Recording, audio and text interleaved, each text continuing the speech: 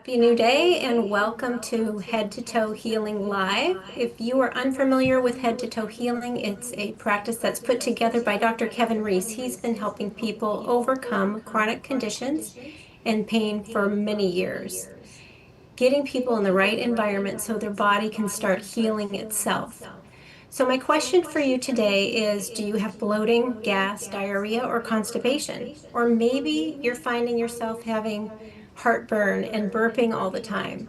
Or perhaps you have skin issues, rashes, eczema, or other skin irritations.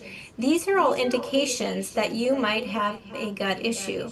That is our topic today. We're going to shed some light on why gut dysfunction is happening and how head to toe healing might be the tool you may need to get that turned around for your body.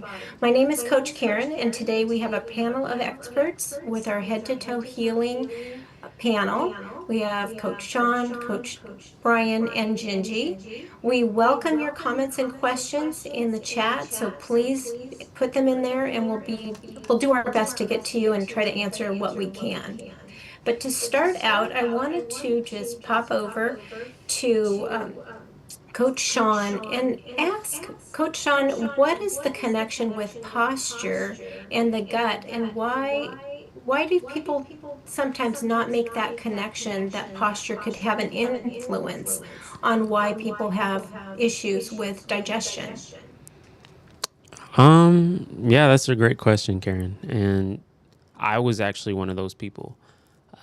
Like I thought I had everything, the nutrition, which is key, and I thought it was great mentally. I was just like, why isn't anything clicking? I'm trying everything, and I never understood, even when Dr. Reese presented it to me. I just didn't understand how, doing a bunch of exercises, rolling on around on the ground, was going to help me solve my gut dysfunction. And believe it or not, I even did like chiropractic before that, and to no avail until I just finally broke down and said, okay, let me just try this. Rolling all around on the ground. It's really, I'm oversimplifying it, but um, doing a bunch of exercises, and within about 2 months, I started to notice a difference. And then within about 4 months, I was completely in remission and I didn't have to worry about my gut issues anymore. And the reason why I feel like people don't consider posture is because it's called posture, you know? And also, it's just something that as we grow up, we think of posture, we think of sitting up straight. We don't think of how it could impact and cause certain diseases, even diseases that have no association with the actual posture itself. And so, what I would say is that you really have to understand that the midsection of your body, I wish you can see Mr. Bones over here, but the midsection of your body has the most organs in that area. And anytime your organs are pressed or pulled out of place, that causes dysfunction. The organs are not able to operate correctly. And especially with the gut, everything is flowing. And so if you mess up that flow in any type of way, you will have digestive upset. You will have a bunch of symptoms arise. And one thing that Dr. Reese always brought up, and it's something that he discovered doing his analyses, was that a sway back posture was the like a telltale sign that you were going to have gut dysfunction or that you have extreme gut dysfunction, because it's just pulling the organs out of place and pushing them and squeezing them against the walls of your abdomen. And so that's one thing. And your pelvis, where your pelvis is at, depending on if it's tilted forward too much or tilted backwards too much, can actually onset different symptoms of gut health. And so relying on your posture and having good posture, not just sitting around, being active, is actually beneficial for your gut. Even the nervous system, your nervous system is responsible for your body's communication within itself. And if it's being compressed in any way, that communication, that signal is not delivered. And so you get a whole bunch of misfiring. You can't make enzymes properly. The product, the food, is not detoxing or moving through the intestines fast enough. The lymph system is being stopped up, and gut toxicities are building up.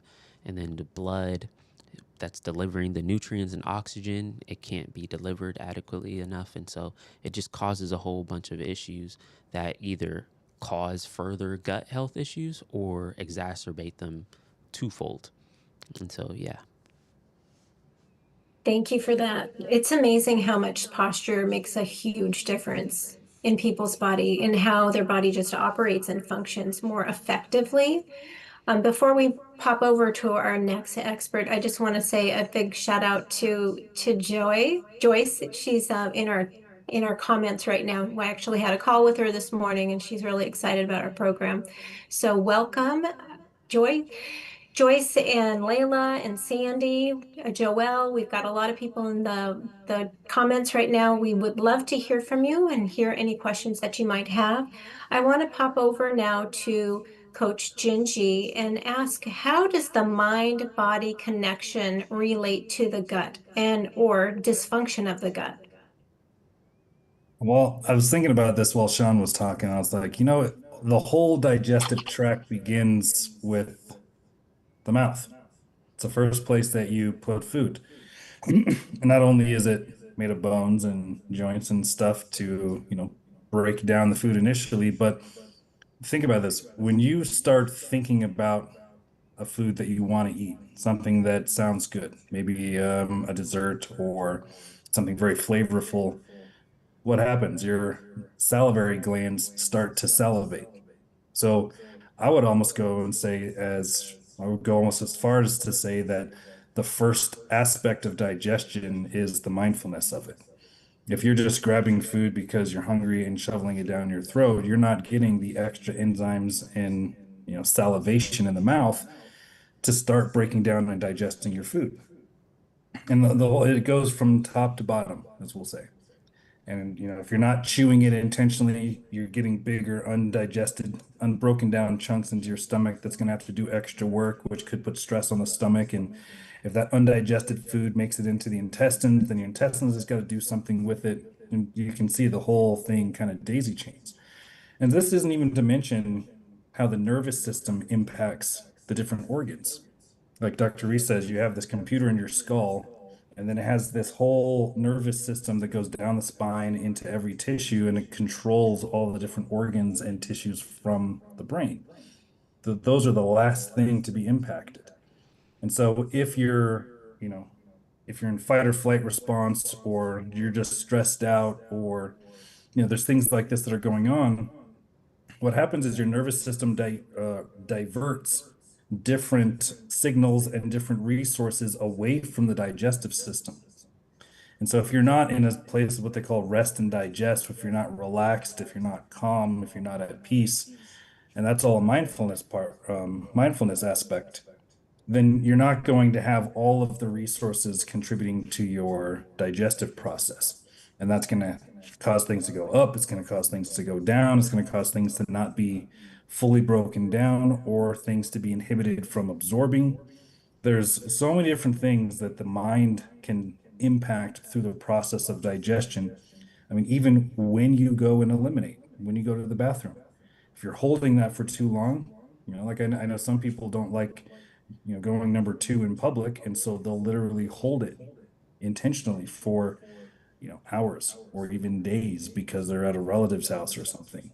All of those mental processes, all those ideas, all those, little needs and beliefs, they can get in the way of digestion, or they can alter it in some way.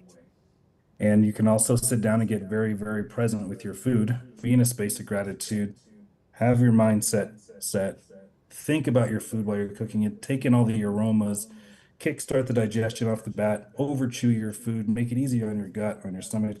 I mean, all these things. I just could go on and on and on, but there's a number of different ways that, from the mindfulness perspective, uh, digestion can easily be aided or impeded. Thank you for that. Coach Ryan, on the nutrition side of things, could you please give your perspective on how nutrition plays a key role with a healthy gut and how to make it function well? Well, of course, gut problems are mostly nutritional in the sense that bad foods will cause almost all gut problems, right? Especially just processed foods. You know, a lot of people get caught up in the individual, which specific foods are best and worst and all that. But if you just don't eat processed foods, which is it's on the poor four, right? It's fake. It's what it's called. Gluten, oil, fried, and fake. Gluten, by default, is processed food, right? You're not eating raw wheat stalks out of the farm field. It's always processed. You can't even consume it unless it's processed in some way. So that's going to damage the gut. It's going to inflame the gut, and generationally, each generation is getting more and more sensitive to glutens, not just the common ones in wheat, barley, and rye, but also oats and even uh, they might be people saying, "Oh, it's not really gluten," but there's a whole bunch of proteins that are extremely similar in oats, quinoa, buckwheat, millet, teff. You know, a lot of these grains or pseudo grains, because buckwheat and quinoa are not really grains, that have almost the exact same effect, basically. And if somebody comes to us with a messed up gut, they may not lose those symptoms of gluten intolerance until they get rid of all of those extra grains. And even rice can be a problem for a lot of people. And we recommend wild rice instead of regular rice if that is the case. Or if you don't know if this is the case, if you're bothered by all grains, you can just switch to wild rice and see.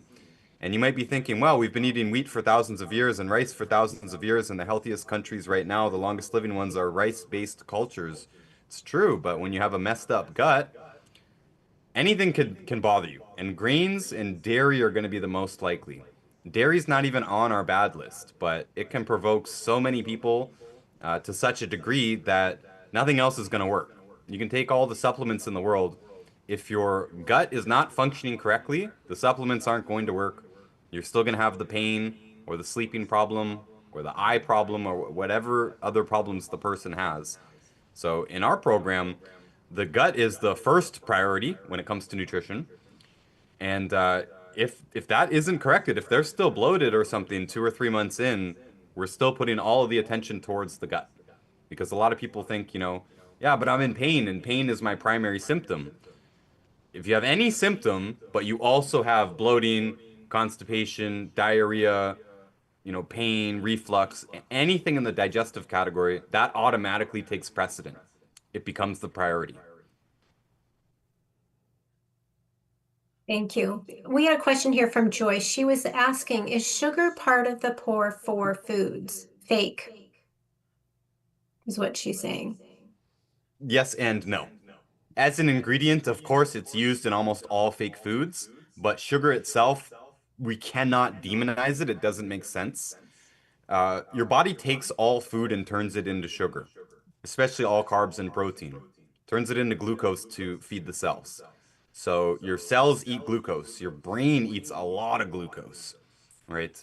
And this is one of the reasons why a lot of these diets cause people to have brain fog and stuff like that. Their brain's not working properly. If you strip sugar completely out in all of its forms, I'm talking about carbs and honey and stuff like that too, then your brain may be starving. If you're not eating enough protein to make up for that, you might have brain trouble. But sugar itself, again, your cells eat sugar. So it's an extremely efficient fuel source. But your body needs a lot of nutrients to process sugar. So this is why a lot of sugar can be a problem in the diet, because it causes you to need more nutrients. And we're already nutrient deficient to begin with. This is a key part of the message I don't think we speak enough on. No matter what diet you choose, you will be deficient in nutrients. It's physically impossible to get enough nutrients from the grocery store. Any civilization or society that did it in the past or current, they have other ways of putting nutrients in their foods. And most of them don't even know that's actually what they're doing. That's just their lifestyle and their food production system. We don't have that. We have a massive nutrient deficiency problem in our food supply, especially the minerals, which are 2/3 of the essential nutrients. So you can't get what you need from food. You're already deficient to begin with. And if you now put sugar on top of that, you're going to have a problem. But we Okay, believe thank in you. treats. I think it's good to point out we believe in treats. You know, I think we have the most lenient diet in the industry, you know, because we're not that restrictive. We're not causing people to go on a vegan or carnivore diet or something like that. And you can absolutely have some of these pleasure foods in your life. You know, I like to have desserts and so on. Not every day, but of course, you know, if you have cookies for breakfast, lunch, and dinner, you're gonna have a problem no matter what. But a reasonable amount of sugar is perfectly fine as long as you have enough nutrients to process it. What most of our members find is once they get on the program and they start repairing their gut, those sugar and carb cravings, they just start to disappear. So the snacking schedule really doesn't look the same like it did before.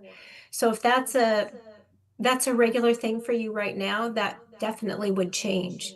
And it makes a huge difference because a lot of times when people either have gut issues, they're also having issues either gaining weight or not or trying to lose weight. And once it's regulated, it seems to just smooth it all out. Um, what about abdominal pain, bloating, gas, diarrhea, Ryan? Those seem to be the primary symbol. Well, there's so many different symptoms that people come to the table with when they have gut issues, but I guess those are the ones that they feel the most. Is there anything that they could do at home today, tomorrow, to start out just to try to stabilize their gut before they get started? And you're talking about reflux, right? Reflux, constipation, bloating, gas, just those really irritable symptoms that make it really hard for people to function in their everyday life. Is there anything they can do now just to, I guess, promote a better well-being before they can do the whole thing? Well, the first thing is, of course, get off of the bad foods, get off of the poor four foods. Again, those are messing with your gut, they're messing with your stomach acid, they're messing with your nutrient absorption. Get rid of them. And further, I would do no carbonation with meals. Carbonation also lowers stomach acid. And it's a bad habit that a lot of people have, having some kind of carbonation before meals, with meals, after meals. It's going to mess up your digestion. And you want to give it at least an hour or two before or after eating. So if you have a beer, you know, no snacking or anything. You got to wait an hour or two. And I don't recommend beer either. Using enough salt is another one. Using enough salt. Stomach acid is made from salt primarily. And a lot of people who are watching this, I'm assuming, are like our main demographics here. They're already trying to eat healthy. In fact, many of them have been trying to eat healthy for 10 years, 20 years. And it's those people that are the most risk for salt deficiency because they just don't put enough salt on their food. You'd be amazed how much salt we actually do need, not just for our stomach acid, but for our entire nervous system. And there is one thing that I like that's a generic product out there. I've been recommending it for many, many years. It can help with a lot of different stomach problems, including bloating and constipation. And sometimes it can even fix diarrhea. It has a very normalizing effect. It's called diatomaceous earth. It's basically a shell flour that is made from diatoms, which are, you know, tiny little single-celled organisms with shells. So it's those shells. All shells are antimicrobial, by the way, oyster shells and stuff like that too. But diatomaceous earth is much safer to take yourself. It's in smaller pieces, so it's not going to cut you on the way down or anything. You want to get food grade, of course, and anyone could do this. I recommend big servings, 2 to 3 heaping tablespoons at a time. Small servings may have a stimulatory effect on the bowels, like a cup of coffee or something if you're constipated. But it's the larger doses that really go through and clear things out. Right? I mentioned that it's antimicrobial. That's because it attracts things to it. So as it's going through the system, that's why you want a big serving. As it's going through the system, it's pulling stuff into it. It could be bacterial, it could just be junk that's just caught up in the colon and stuff like that. And yeah, it can help with a lot of uh, bloating, constipation, diarrhea, pain, stuff like that. And I recommend anybody, if they're gonna try it, do it for a month straight. And I said 2 to 3 heaping tablespoons. I would do 2 to 3 times per day, ideally. But if you do the first one first thing in the morning, then at least you got that out of the way. And even if you forget the other ones or you're busy or something, you at least got one big serving. I do recommend putting it in a glass of water and adding a pinch of salt and not using any metal with it because you don't want to disrupt the electrical charge that it has. That's how it attracts things to it. And you don't want to breathe the dust when you're stirring it. And that's pretty much everything you need to know about diatomaceous earth. It works really well for most people. Not everyone, but most people. It has a really good effect and it's really cheap. Again, just make sure you have food grade. And your question was, what can you do at home? There's a lot of other things you can do at home. I'm going to mention one more. For severe cases and stubborn cases, I do like to use bismuth. Bismuth is the active ingredient in Pepto-Bismol. Bismol stands for bismuth, and it used to have pepsin in it as well, which is the stomach acid enzyme, which is why it's called Pepto-Bismol. Pepsin and bismuth, but now it's just bismuth. But we don't like Pepto-Bismol because it has junk in it. It's got aspartame and other bad ingredients. So I like to use a product. If you're in America, it's readily available. It's called Cow Pectate, Kaopectate, Cow Pectate. It's like $8 at Walgreens or Walmart, and it has actually the same serving size as Pepto-Bismol. And you can follow the label for that. I wouldn't do it for too long. Do it for 2 weeks or a month or something. And one more thing I'm going to mention. If you have a serious gut problem, it's worth getting some kind of test for it. Rule out H. pylori, right? It can be done with a simple breath test at the walk-in or urgent care or something like that. They can do a breath test because if you have H. pylori, you should know that, and we should be putting all effort towards that rather than spinning our wheels for months trying to figure out why not everything is working or nothing's working. If you have H. pylori, nothing's probably going to work unless we attend to that. And you could also get a comprehensive stool analysis, something like a GI map or a gut zoomer. These are available to the public. You don't need a doctor to get them for you or anything like that. And they're a bit pricey, $500, $700, something like that. But it'll give you a lot of information. And if your gut problem is serious, if you have that information up front, it'd be a lot easier to make sense of come up with a strategy to fix that. Most people don't need to go to these extremes and stuff, and most people don't need the bismuth and stuff like that. The basic changes will fix most people.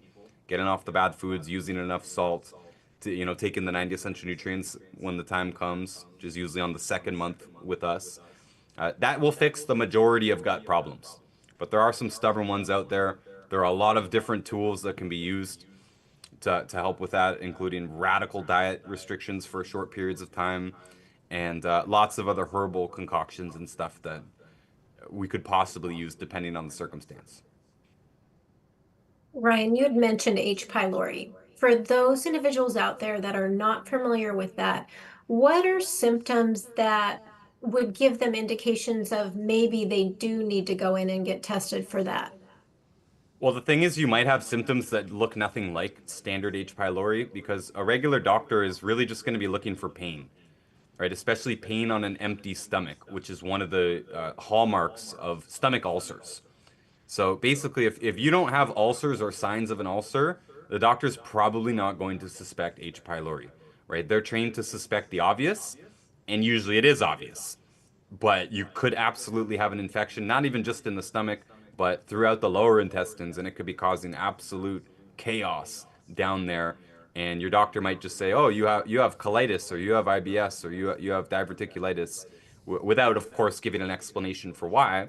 And they're not going to bring up H. pylori. That's almost certain. They're not going to bring it up.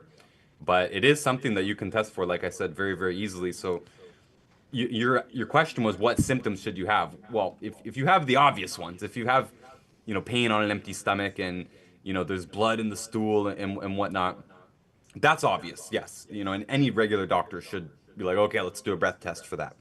But don't think that just because you don't have the obvious symptoms that it's not worth doing the test either. Like I said, it's a simple test, it's non-invasive, and even if you're paying for it out of pocket, it's not expensive either. But if you rule that out, again, you can save months of confusion and wastes of money because if we're not hitting the H. pylori, nothing's going to happen basically. Thank you for that. We had another question from Joyce. She says, do you favor fruits over vegetables? How important are vegetables? Would you please speak on this, Ryan? I was always taught that it should be vegetables and fruit, not fruit and vegetables. Fruits do have amazing benefits, and while we're on the gut discussion, fruits are typically the easiest things on the stomach. So when I mentioned it's possible to do very restricted diets with people who have serious gut problems, doing an all fruit diet is one of those things on the menu. Some people might have trouble with it or whatnot, but for the most part, fruits are the easiest thing to digest, and we eat them raw. There's problems. There's, the chemicals and it being picked early and ripened artificially and all this stuff that changes the chemistry. But in a perfect world here, we're talking about fruit just off the tree. It's fantastic. And since it's not cooked, it comes with a lot of enzymes. And you need enzymes in the body to do all the work in the body. Enzymes are proteins that do work. And a lot of those enzymes, their job is to digest things. So we make enzymes in our own body, in our pancreas, and in our stomach, and in our mouth. Right? We have enzymes all through the digestive tract to help break things down. But when we eat foods with enzymes already in them, we get even more enzymes to help do the work. Right? We've got our body's own enzymes, and we've got what we're coming with the food. So fruits, since they're traditionally the main thing that we eat raw, they're also going to be the average person's main source of enzymes. So that's fantastic. But vegetables have been unfairly maligned for quite a while now, and it's almost criminal, I think. Study after study, big, huge meta-analysis and all this stuff constantly come to the conclusion that populations and individuals who eat more vegetables do better on pretty much every metric that you can measure, especially with cancer and longevity. So, and even Alzheimer's and all this stuff. Like people who eat more vegetables do better, period. It's not even arguable. So people will point out that, oh, there's plant compounds, defense chemicals and stuff like this, and phytates and oxalates, and those can be a problem. If you had 100% raw vegetable diet, you're going to have problems. You're going to have problems with mineral deficiencies because of the phytic acid, and you're going to have problems with your immune system due to all the oxalates. But cooking removes most of those. It removes almost all the phytates and the oxalates and the other plant chemicals. So that argument is moot for the most part, since most people eat most of their vegetables cooked. Those problematic compounds are out the window, and it doesn't have any sugar or lectins or anything. Like there are certain problems with fruits. I wouldn't recommend eating tons of fruits year round. That it doesn't make much sense at all, and it can throw your metabolism out of whack as well. I do believe that is because of the lectins. We have seen several cases over the years of women, usually, who are unable to lose weight or really just get their metabolic result that they're looking for, and many of them have been eating too much fruit, and we had to cut them back on the fruit. But yeah, vegetables do not deserve the hate that they've been getting on the internet recently. Vegetables are categorically good for us, even though it can be a more nuanced discussion. There are pros and cons to all food. Keep that in mind. There's no such thing as a perfect food. All foods can have some good and some bad, and that can depend on who you are and what you're going through right now and the state of your body right now. But in general, both fruits and vegetables are good, but vegetables are the ones that we should have more of in the diet. Thank you for that. I want to pop over to Coach Gingy for a minute and just ask a question in regards to anxiety and people that sometimes they're maybe they've been on diets for years and years, and they're so caught up with the emotions behind food, and they get anxious about, am I going to have the right amount, or am I going to have too much, or what if I go off my program?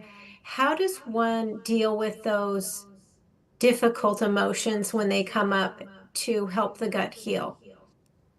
Well, there's a few things that you said in there, Karen. Um, the first one I want to address before we get to the anxiety level of it is that people have these ideas that are governing their choices in diet. People have the idea that they have to go all or nothing, or they'll have an idea that they need a cheat day or whatever it is. And it's good to be aware of those so that you don't get hijacked. For example, people will say like, well, I'm going to go do the carnivore diet. Like Ryan was talking about, I'm going to avoid all vegetables because they have oxalates and lectins and, defense chemicals and things like that. And that may be beneficial for a time. And then what we see is people get deficient in other nutrient categories that cause them to then have other issues. So their main issues went down and new issues popped up because they didn't address the root of what's going on.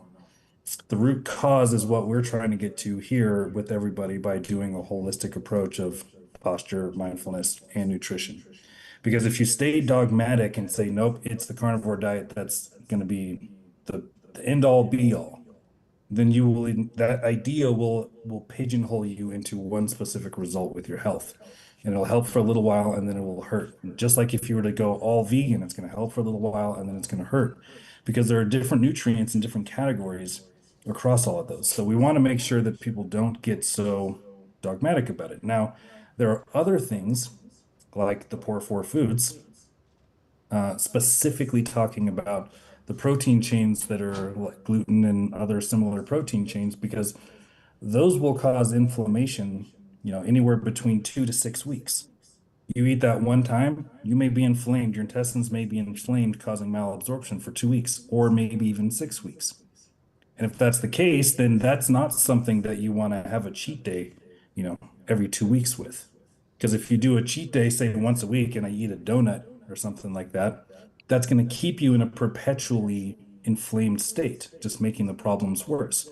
So in that situation, you do want to be a little bit dogmatic about it and say, I don't want these ones. So you see, there's so many different little nuances here. I would want to make sure that somebody is actually choosing when to be all in and 100% committed, and when they choose to have cheat days and on what things to maximize the impact of whatever it is they're working on, whatever their goals are to help them achieve that the easiest and the fastest way. Now, to speak to anxiety, it's important to note that there's the old saying where people are like, depression is an obsession with the past and anxiety is an obsession with the future, and it just means you're not in the present moment. And to a degree, I would agree with that. I would align with that, except for anxiety is not always thinking about the future. It's you got to understand what thinking about the future is. You're taking a belief that you already have, you're referencing the past that's already happened, and you're creating through your imagination a potential future, one possibility out of an infinite sea of possibilities. Now, if that potential that you're projecting, that you're creating yourself, is just a single thing, there's not really an issue. It's once that idea that you project starts to get accumulated, I'll say once that idea accumulates enough variables where, well, what if this happens? Well, if that happens, then this happens. But if those two things happen, then this is going to happen. Then how do I feel about myself? Well, I got to start. And you get this whole internal mental dialogue going on. And the more that goes, the bigger it gets, the more it snowballs, the more you get to a state where it becomes overwhelming. That's what we call anxiety.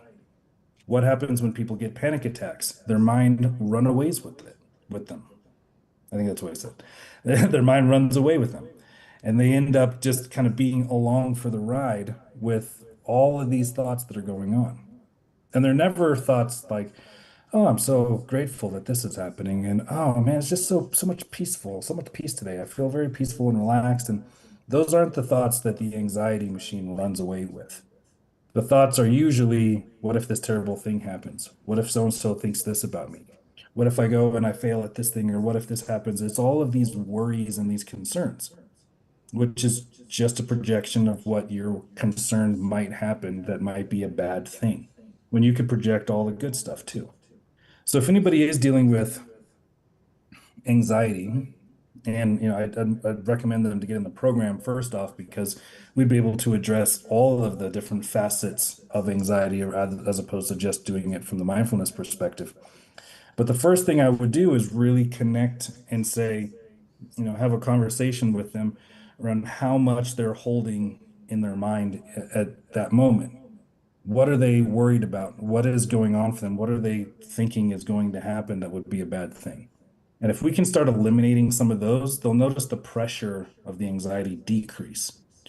Now, there are some people that anxiety is induced by a nutritional thing, or anxiety is induced by a muscular skeletal thing.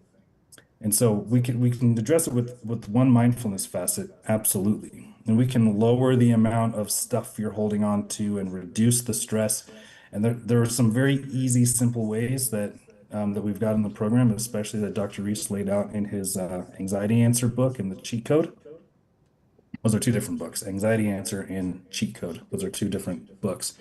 And in both of those, there's some really easy, very practical ways to decrease anxiety. And there may even be some underlying belief or experience that we need to get to that would get to the root cause of it. And what you'll find is if you're actually in the program, we'll get to it, or you and Coach Sean will get to it, or you and Coach Ryan will get to it, or something of all three of those will kind of magically come together and the whole thing will start to dissolve because you're getting it from all angles. So that's what I would say about anxiety. It's kind of a bigger conversation, but it's really just tied to overwhelm. Overwhelm of thoughts, overwhelm of emotion, overwhelm of experiences, overwhelm of whatever's going on. Thank you for that. I want to loop back with Coach Ryan and then follow up with Coach Sean in a moment. But before we go there, for those of you that maybe this is the first live you're listening to, the information is intriguing to you. How can I get my gut working right? How can I start absorbing the nutrients that I'm inputting into my body? What you need to do is go over to drkevinreese.com. We have a lot of educational videos over there, testimonials, and then also there's a section about books. When you want to really understand head to toe healing, you may want to try out reading Peace Over Pain first. It really gives you a broad perspective of what head to toe healing is. There's no way we could cover it all in this live. And or check out Dr. Reese's Medical Monopoly book. It really gives you insights of what's happening in the system out there and how you might be able to do some preventative things and detour on a different route to take a hold of the reins for your healing journey. So I wanted to pop back over to Coach Ryan. There were a couple questions here as follow-ups to the diatomaceous earth that you were talking about. Felicia's asking, is seawater diatomaceous earth better than fresh water? For our purposes here, no, it shouldn't matter. Okay. And then also Cheryl's wondering, for an individual that would have a shellfish allergy, is it okay to have the diatomaceous earth? You know, we've had quite a few people who had a shellfish allergy and they took the diatomaceous earth and nothing happened. I have had a couple of people respond to it though. It's never been a full-blown anaphylactic allergy. Of course, a lot of people, if they have an anaphylactic allergy to shellfish, they're probably just not going to want to try it in the first place. But you know, I can't tell them whether to do that or not as well. It's a choice that they have to make. But we haven't seen much of a problem with it. And there's no flesh involved here. It's technically a shellfish, but it bears little relation to an oyster or something like that. Thank you for It's covering basically that. algae with a shell, right? Thank you. That's very helpful. So I wanted to pop over to Coach Sean and ask a question about posture. It seems like today, especially for, well, young individuals, 20, 30s, 40s, a lot of them are gamers or they're utilizing their phone. They're hunched over with their necks leaning forward, looking down on their phone, or they're in their gaming chair in kind of a C posture where maybe their back is rounded like this. What effects does that posture in sitting in that way on a regular basis do for their gut dysfunction, and how could it be harmful? And how could they potentially do something different? Yeah, so I believe that it just causes more deficiencies in the areas, all areas that we're going over and discussing or addressing in the membership itself, because it's creating more deficiencies. If you have or are hunched over in that C posture, that's the most suboptimal way to deliver nutrients to the rest of your body. And on top of that, you're also hunched over on your organs, your diaphragm. That's the pump for your oxygen to your lungs. Everybody thinks it's the lungs that's doing all the work, but really the diaphragm is the pump. And if you're leaned forward onto that diaphragm, you have shallow breathing. That's why I believe most of my peers and even younger than me are dealing with more mental disease. They're getting a lot less oxygen to their brain. On top of that, they're dealing with a lot more deficiencies because, one, sure, the food is not the best option. Scratch that. It's terrible options as far as like mainstream diet. But on top of that, we also are just hindering our ability to deliver nutrients to the rest of the body.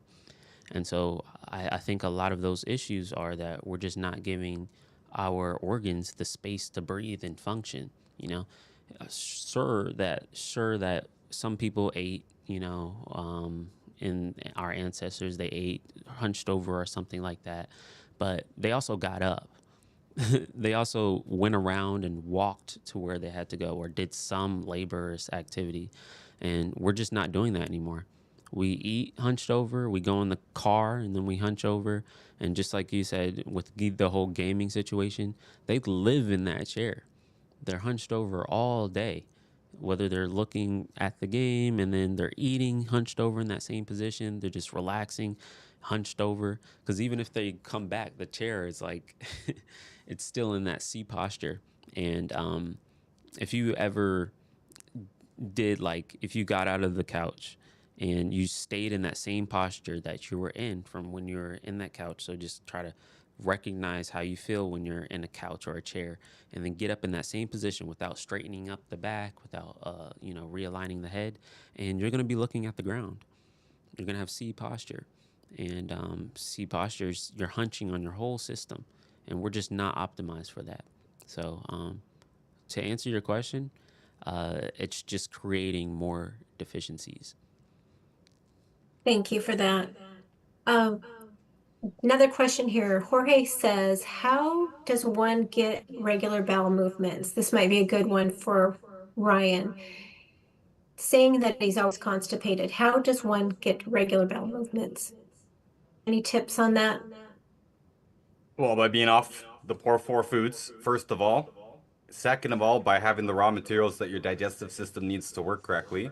I already mentioned salt was one of them. Enzymes are another one of them, which don't necessarily need to be supplemented, at least not all the time, but we do for practically everyone, at least when they're first starting, especially if they have a gut problem.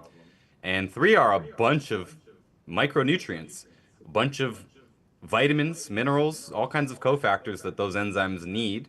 And especially B vitamins, you need B vitamins to digest all foods, carbs, fats, and proteins. So anything could be off here. Of course, a lot of people use magnesium or vitamin C or both in order to have a bowel movement. You absolutely should not be dependent on, those key nutrients. Those are both essential and we do need them. And if you're deficient, then constipation can be one of the consequences, but you shouldn't have to take it in order to have a bowel movement. You should be topped up enough all the time where you don't have to do anything special to have a proper bowel movement. So, I mean, the short answer would be to do head to toe healing because it would be one of our major goals. If you're not having proper bowel movements, you must, like I said earlier, chances are nothing else will get better until the digestion does. You may get some improvement here or there, but there's a good chance that the needle will not move at all until the digestion is fixed. What I find sometimes when I talked with people, because I'm one of the ones that you might talk to when you call in and schedule a free consultation with us, is sometimes people just don't want the inconvenience of avoiding those poor four foods and social environments for a period of time. Or they're like, I've got this wedding coming up, or it's vacation next week. There's always there's something else around the corner. There's really no best time to do it except for the present. If you can devote time to get off the poor four foods, implement the salt regimen, try the diatomaceous earth, reach out to us, schedule an appointment to see where you're at, what sort of issues you have, issues in your tissues that you want to reverse before things really start snowballing. Because what happens is if you ignore these symptoms or continue to ignore them, unfortunately, more symptoms are just going to be added to your plate and it'll be more difficult to overcome them. So there's no time like now. Reach out to us at drkevinreese.com to get more information. Go to the educational videos, do deep dives there, look at the testimonials, read a book or two, and then schedule a call with us and see if we're a right fit for you. We're not going to necessarily take everyone. You have to be willing to do the work. It's not a magic pill. You have to want to change. And it's really rewarding, though. You think about it, you may have been on this earth 3 decades, 4 decades, 5 decades, and it's taken you that long to get into the chronic issues you're experiencing now. But a year of your time to turn it around to have wonderful health and well-being is so worth it. And that's what our members tell us all the time. But back to our questions. We have a question here. I'm going to direct this to Ryan. Joyce is asking, how do I get off blood pressure pills and cholesterol pills? Well, I should reframe that. If you're on a statin drug or any drug that is supposed to lower your cholesterol, it is extremely unlikely that you will get even a tiny bit better. Let it pause there for a second. So it's not how to get off of them, it's that if you don't choose to get off of them, and it's your choice, I'm not allowed to tell you what to do, whether you're in the program or not. It's always your choice whether to take a drug or do a medical procedure or anything like that. But you can take the advice of anyone, you can listen to anyone, you could read books, you could ask a homeless person on the street what to do. It's your choice who to listen to. But if you come to us and say, Ryan, I want to stay on this statin drug or this cholesterol drug, but I also want to get healthy, I would say those two things are incompatible. Don't waste your time trying to get healthy if you're on a cholesterol lowering drug, because you will not get healthy. And I hate to sound so stern about that. It's just we've seen tons of people try it. I've seen the most minimal of results with anyone who's on a cholesterol drug. And that means any cholesterol drug. Some of them have gotten some minor improvements. Nothing to write home about. Not life-changing. Not reversing a chronic condition. Not fixing your blood pressure. Nothing like that. Cholesterol is essential. And any drug that lowers cholesterol also messes with other fatty nutrients. Those are just key to the recipe. They're key nutrients. All of the essential nutrients, if you're missing even one of them, you're going to have at least one disease, right? So you take the fats out of the equation, you're done. Cells are going to start to fall apart. Systems are going to start to fall apart. You're going to have a list of diseases, and it's only going to grow. The list is only going to grow as you go on.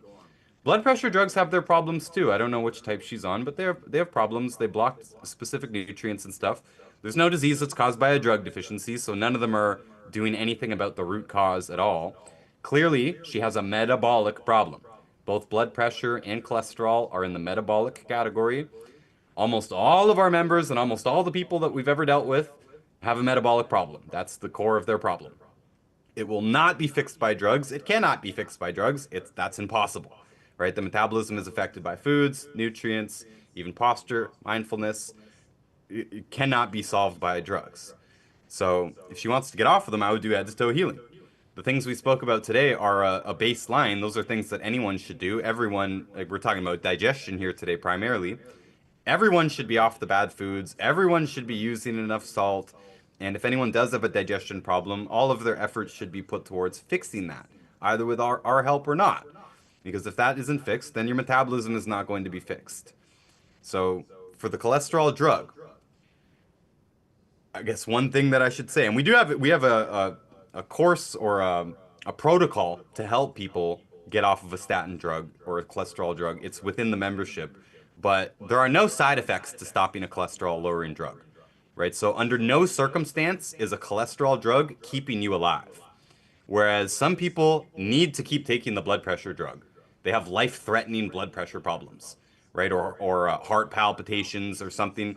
The drug is keeping them alive in some cases. You know, we see blood sugar over 300 and stuff like that. The drug is keeping them alive at that point. But nobody is being kept alive by a statin drug or a cholesterol-lowering drug. Absolutely not. If anything, it's just rolling the dice on whether you're actually going to stay alive still, because your body is struggling because it needs those fatty nutrients for all of its cells, all of its tissues, all of its hormones, and so on. So there are no side effects to stopping a cholesterol drug, except that if you don't do anything to change the situation, your cholesterol will go back up. Right? If the drug was bringing the cholesterol down, when you stop it, it will go back up. That itself is not going to kill you, but we would recommend doing the lifestyle changes, including being off the bad foods, doing the posture therapy, doing the mindfulness training, doing the 90 essential nutrients, and helping us adjust that program or letting us adjust that program with you as you go on. That's the job here. Cholesterol is not going to go down in a week. It's going to take a few months at least. And if you don't make those changes, it's going to come back up. But if you do make those changes, it should come down. Blood pressure should come down. And I'm sure she has 10 or 12 other symptoms probably that she didn't tell us about because she doesn't think they're as important as those things.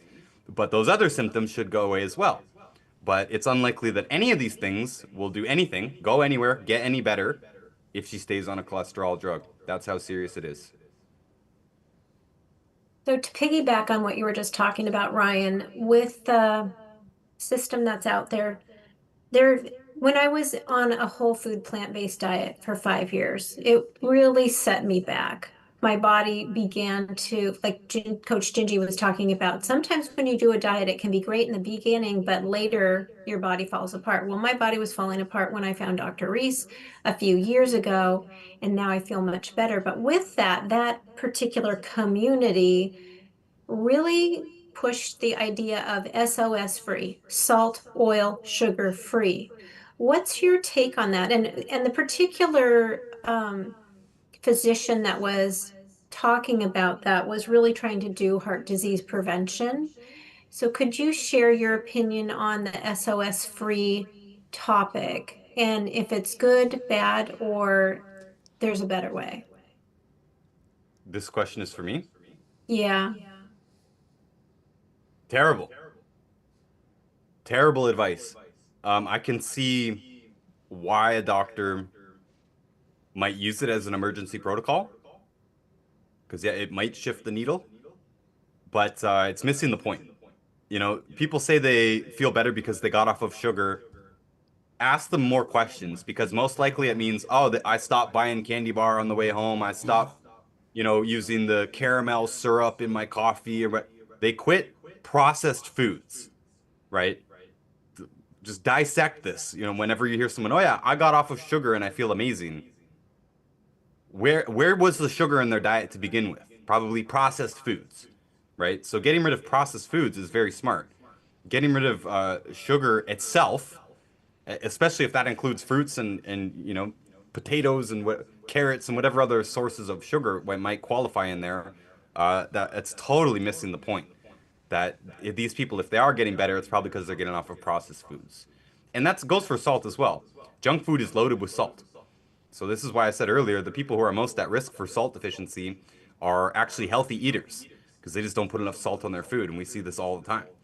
But yeah, this SOS diet is it's insane. I mean, you need salt. Everything needs salt. There's no life on Earth without salt. All microbes, reptiles, birds, mammals, fish, everything needs salt. So completely stripping it away is impossible, and if you do succeed, you will kill the animal or human that you're trying to manage here. So obviously they know they can't go to zero salt. And if they try, the person is going to start to fail. And they might feel better again just from clearing out the processed foods. That I would actually expect that if they completely stripped out salt and sugar, that means it's impossible to have processed foods. Right? You can't even make a low sugar bread or anything without adding some salt into it. You just can't, it won't even be edible. Right? So they're on a 100% whole food diet at that point, they should start to feel better. It won't take long though for that salt deficiency to creep in and ruin them. And their metabolism will fail as well later. Coach Gingy, did you have something you wanted to add to that? I did because this story hits home quite deeply because I was raised vegan. I spent the first, I don't know, 30 some odd years of my life being overly committed to the vegan lifestyle. And it was interesting the things that started to happen. And it's like I got dogmatic with it. I'm trying to remember the exact story because I was listening to Ryan talk and I was like, man, this is hitting home. And I was like, this is exactly what I went through because with oh shoot, now I'm kind of forgetting. Anyway, the whole point that I'm trying to say here is that there was this whole process in my life of thinking that nope, I'm eating healthy, I'm eating plants, and I'm eating this stuff, and yeah, oil is from a plant, so it's healthy. And the more I started to break down the belief that I had around that, I was like, well, wait a minute. Beer's healthy because it's vegan. That's not true. Oreos are healthy because they're vegan. Well, that's not true. I was like, yeah, none of this is really working out. I was like, what is it that it really makes a food healthy? And it's what's in the food. So what is it that makes the oil healthy? It has certain nutrients. It has certain compounds in it. And okay, well then what about the oils not healthy? Okay, you can kind of start to weigh the pros and the cons to it. And you start breaking down this belief system, and you find that most people they have this this overt assumption that something is healthy because, and then they lay out the reasons why. And if that because isn't grounded in something that's testable, that is accessible, where you could say, oh yeah, well I like eating this because I need these vitamins. And you test it and say, well, without these, I get a deficiency of these vitamins, and that gets me into this type of symptom, this type of situation. That's like one of the most amazing frameworks for nutrition that you could use mentally, but you could also use it in any other domain. You could use it in posture. You could use it in mindfulness. Does this belief help me? Does this, this sitting position help me digest my food better? Really framing your whole mind to look at the result of what's going on, as opposed to, again, getting dogmatic about it. I'm doing carnivore because it's the healthy thing to do. I'm getting rid of oil because oil's oxidized. Okay, that's great. I'm getting rid of sugar because sugar spikes, insulin. Okay, well, why is that bad? Well, start breaking it down. Eventually you get to the bottom of it. But most people are just stuck in that first layer. This is why I'm not doing this thing. And it has nothing to do with the actual result. I'm not eating vegetables because of the oxalates. Okay. Why are oxalates bad? Oh, because they steal minerals. Okay. Why are you minerally deficient? Well, not just because of the oxalates. Maybe it's not in the food. And like we don't worry too much about oxalates because we take in extra minerals throughout the day. Like if they steal a little bit of my minerals, it doesn't matter to me. And then Ryan said, yeah, if you cook them, oxalates leave. So these are all ways to think in a new way around nutrition and your healing process to find a way to look at all of the stuff that you've been doing in an effective way, as opposed to just perpetuating the same situation. I don't know if that makes sense, but I had my whole personal experience with being vegan for so long and watching my health continue to tank and tank and tank and tank. And then I started trying to incorporate animal foods. Like instead of eating just egg, I would eat just an egg. And I felt miles and miles beyond, in my health, way above where I was with eating the just egg. In fact, I started getting colds and sickness just from eating that kind of stuff. And eventually I started, incorporating meat in and some dairy in, and eventually I got rid of all of the vegan food because those were the things that were really making me feel terrible. Once I started boosting my nutrients on a program like Ryan would give you, my whole world changed. Like I used to eat oats and toast with margarine in it growing up, and now I look back on it and I'm like, wow, what, what was I doing? Because that to me would be like the worst breakfast you could give a person. Spiking their insulin, oats, it's gluten, red is gluten, margarine's just full of hydrogenated oils, and it's like people think that that's healthy. In Mm. fact, there was one story I remember growing up. There was a vegan family in Boulder, Colorado, who refused to breastfeed their newborn baby because they were vegan. And the kid died, and they ended up going to jail for child neglect. Like, this is how far your mind can pigeonhole you into a certain belief, and you get so dogmatic about it that you do more harm than good. So, anyway, I'm done ranting over here. Wow, that was great information. Thank you for sharing that, Gingy. I wanted to just pop over to Coach Ryan for a few minutes and do a few rapid fire questions before we close up. We are at the top of the hour, but there are a few critical questions here. Maria's asking, can you reverse chronic kidney disease, stage 3? You can reverse it. We can help you. Yes, it does not matter what stage it is. Most kidney problems are actually just a circulation problem because the kidney's full of tiny little veins and they clog up easier than bigger veins. So, yep, it is reversible. We've seen lots of people get off of dialysis and so on. And the next question is from Janelle. Janelle is asking, is the birth control drug okay to take? And do you have any recommendations for alternatives? No, no, and no with a big capital underline, bold, and exclamation marks next to it. Birth control is one of the worst possible things that anyone could do, and there is no alternative. I hate to be the bearer of bad news here, but that's what it is. We're trying to fool nature. You can't fool nature. You try and do it chemically, that will bite you. It will cause problems. That's a guarantee, and it will deplete several key nutrients massively.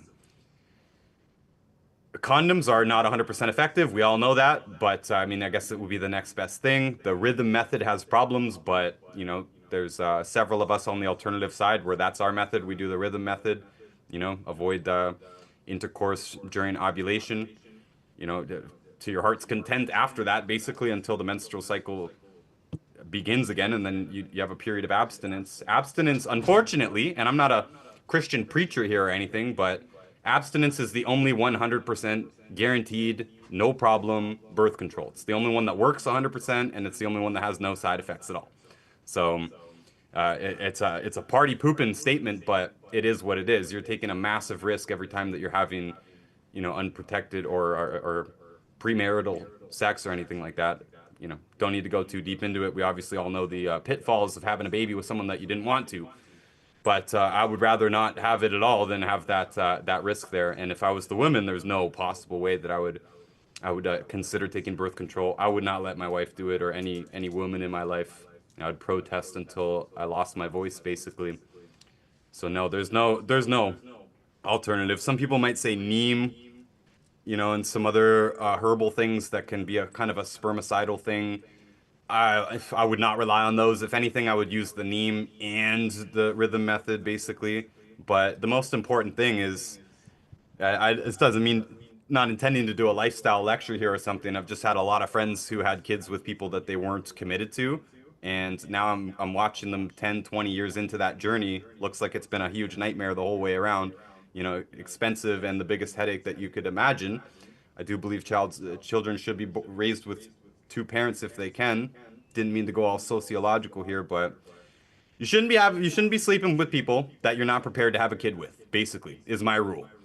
To me, I don't need to be married, but I am married, but if I wasn't, I want to envision what would it be like to have a kid with this person, intended or not, right? And if it's not good, don't do it. Because it might be the worst decision you ever made. Could be the best decision you ever made, who knows? But most of the time, you're going to regret it. Straight talk with Coach Ryan. Always get good facts from him. Love that about you, Ryan. So 2 more questions and we're going to call it a day. We have one question here. Is it possible to get rid of the gallbladder stones without doing gallbladder surgery removal? Ryan? Of course, yes. And if you remove your gallbladder, you're going to regret that too. Because you can't put a gallbladder back in. You can kind of make up for its function by taking a bile supplement, but you're better with all the organs that you have. You need those organs for a reason. Yes, the stones can be purged. It takes a few months at least because we top the body up first on the 90 essential nutrients. And we usually do a gut month first. So gut month, 3 months on the products. And at the end of that, you can flush the stones out. And it's very efficient. It works for almost everyone. And if it doesn't work, we give it a couple more months and then try it again. Non-invasive, totally.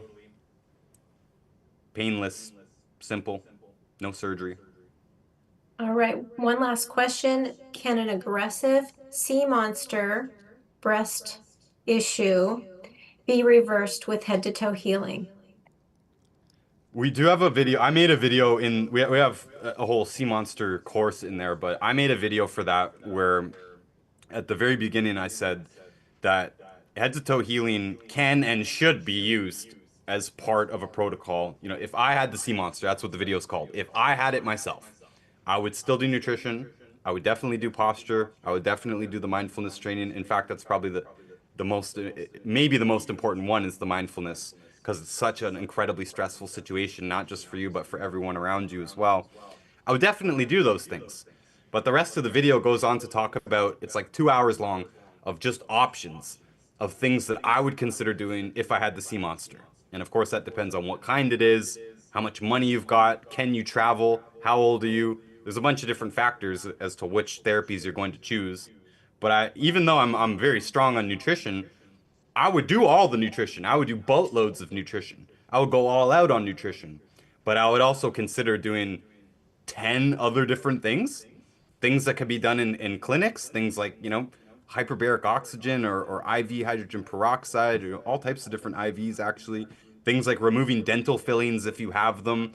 I mean, there's a lot of different things to consider doing and that are standard practice in the alternative world.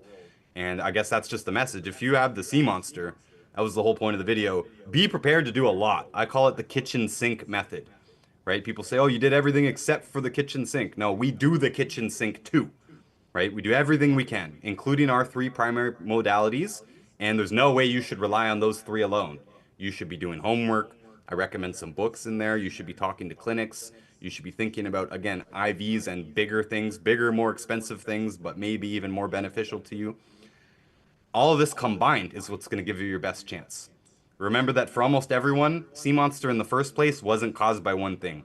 It was caused by a combination of many different things. So we want to hit that with also an equally multifaceted approach. Sea monster isn't caused by one thing, it's not fixed by one thing.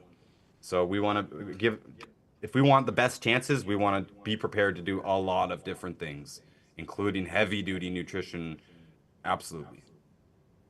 Thank you very much, Ryan, for that. And Coach Sean, Coach Gingy, for those of you that have been with us for this last hour, we really appreciate your time and listening to our Head to Toe Healing Live. We will be back here again next Wednesday, 2 p.m. Eastern Time to answer questions. But if you are curious about head to toe healing and how it might help you with your health journey, whether or not you need to turn something around that's happening chronically, or if you just want to be ahead of the game and make sure your body's in a position where it can continue to heal itself when it's given the right environment, go to drkevinreese.com to get more information. Dive into our educational videos, look at the testimonials, read a book or two, and then book a call with us. We would love to talk to you and see if we're a match. But have a great rest of your week, and we will see you next week, same time. Thank you.